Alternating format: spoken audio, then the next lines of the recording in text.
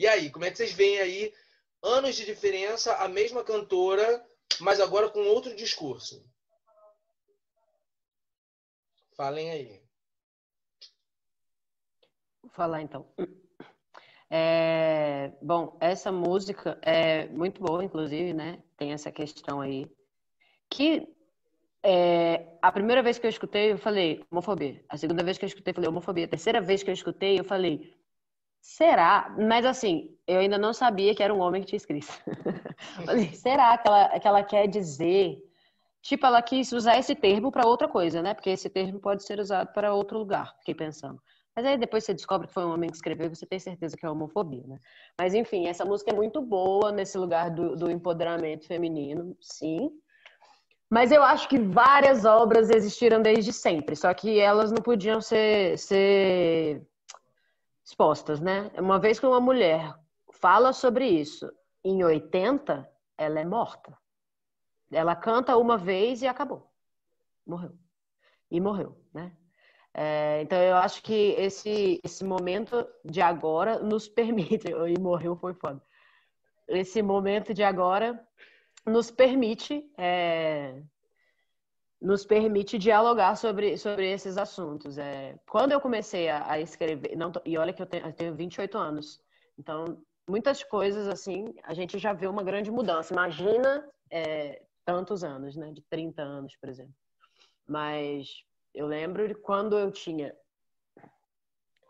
15, 16 anos, 17, enfim, nesse momento que eu comecei a ter coragem de dizer que eu era lésbica, né? Esse negócio de me encontrar é bem cafona. E aí eu comecei a expor isso para o mundo. Não era como hoje em dia. Imagina, né? Se a gente for botar 30 anos atrás. Não era mesmo. Eu não tinha nenhuma amiga lésbica também. Nem bi. Tipo assim, minhas amigas achavam eu a estranha, assim. Eu era estranha, né? Não vou nem adentrar nas camadas. Mas, assim, então não tinha esse lugar, assim, de... Como hoje em dia você encontra...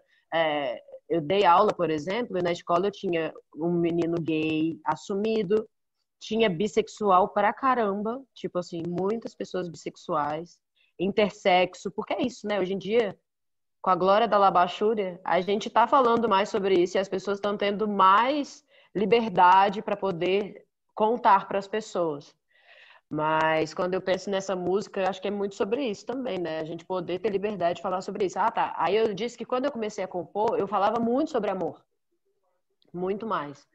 Era muito mais nesse lugar, assim, não necessariamente ao amor a uma pessoa, mas sobre como a vida é linda e maravilhosa. Vamos amar, né? Porque eu não sentia nem um pouco que se eu falasse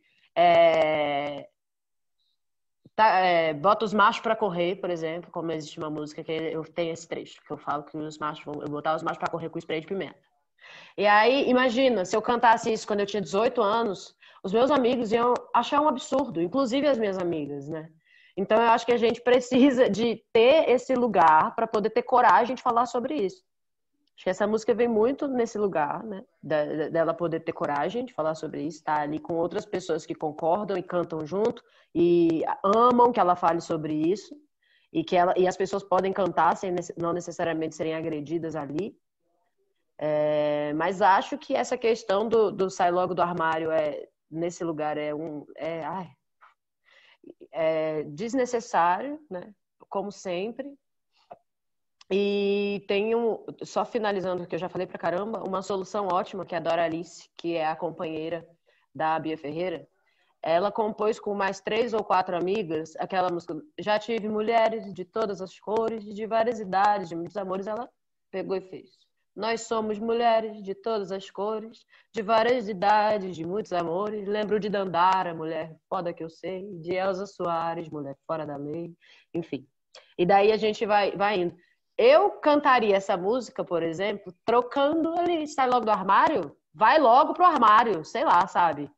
Porque eu acho que é uma música que nesse lugar ela ainda precisa ser falada, mas sem esse lugar. Tipo assim, eu acho que ela não dá pra ela ser anulada. E eu sou LGBTQIA+, então eu não tô falando, tipo assim, eles podem ficar pra depois. Não, tô falando sobre nós.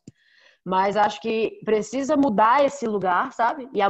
Mas a música precisa ser cantada. Eu acho que ela é uma boa música ainda, que ela, tirando essa parte, obviamente. Acho que quem tem juízo que troque essa parte, entendeu? Mas ela precisa ser falada, assim. É muito necessário. Você vê uma senhora cantando essa música, eu choro, gente. É emocionante, assim, ainda mais a voz, eu não tenho nem avó nem avô, mas eu vejo as vovós e os vovôs do Brasil que, né, viveram 70, 60 anos de casado sem saber o que é amor, né?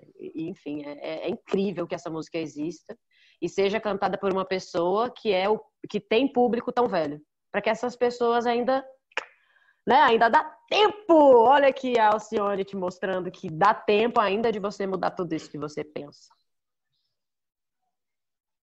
Eu fico feliz de ouvir a Alcione cantando uma música como essa, né? Quando eu ouvi essa música a primeira vez, lembrei daquela música da Elza Soares. Porque eu acho legal, sabe? Eu acho importante que essas pessoas que têm uma representatividade popular, né?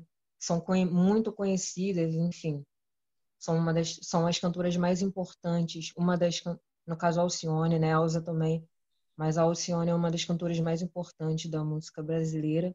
Cantarem esse tipo de coisa, né? Eu acho, assim, tô levando em consideração também que ela não fez a música, né? Ela é uma intérprete.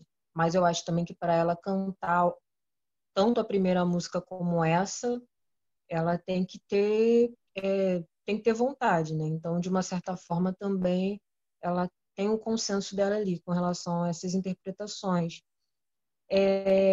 Eu acho que eu acho que as músicas são contraditórias, né? Tipo, você perguntou, como que uma pessoa que cantou aquilo canta isso? Eu acho que naquele momento, né, a música é de 2007, mas eu acho que a gente, principalmente a partir dos anos 2000, a gente tem entrado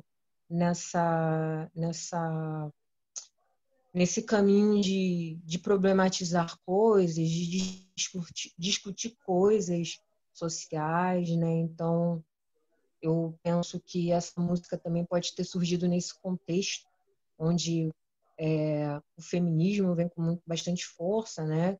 Questionando o machismo e tudo mais.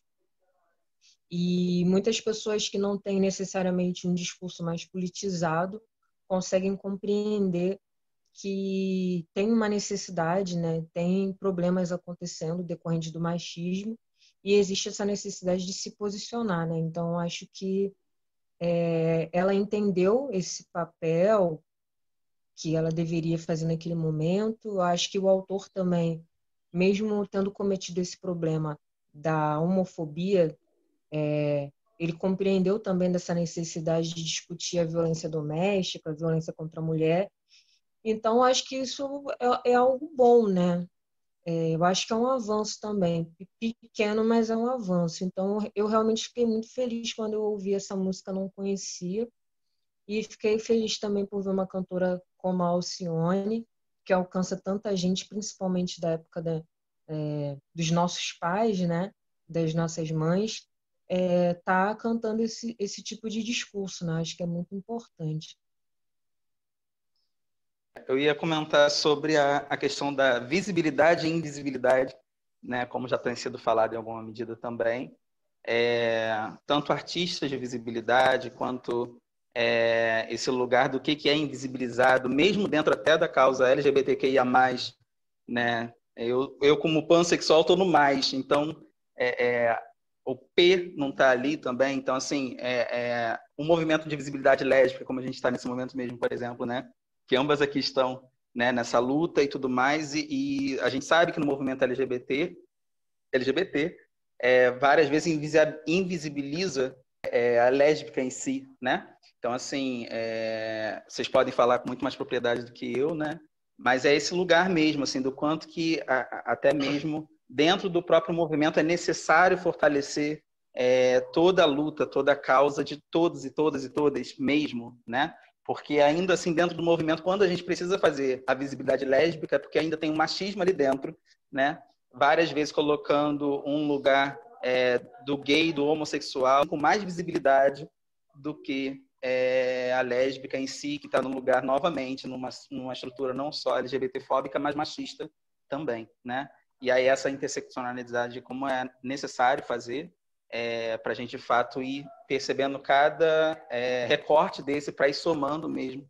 Quanto mais você acumula, mais coisas você está sendo invisibilizado ou tendo visibilidade e você precisando visibilizar tudo isso, né? E aí a outra coisa é a intergeracionalidade, né? O como é necessário a gente continuar avançando com tudo que está sendo avançado.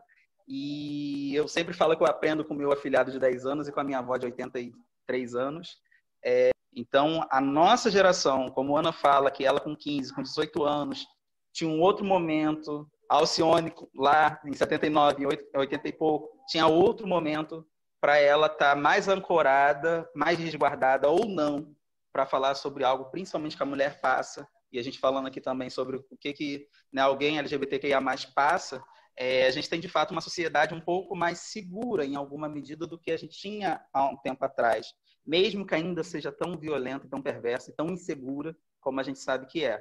Mas já é um pouco mais, já debate um pouco mais. E a questão da intergeracionalidade, como eu falei, né, é importante que todas as idades possam cantar todos esses debates, né, para que todas as idades possam ouvir todos esses debates e eles possam ser, de fato, apropriados por toda a sociedade, porque senão a gente só vai sempre esperar que a próxima geração faça algo e que a última geração, então, morra, né? Porque e não, que a gente possa, né, ver o que é preciso fazer para a desconstrução de gerações passadas.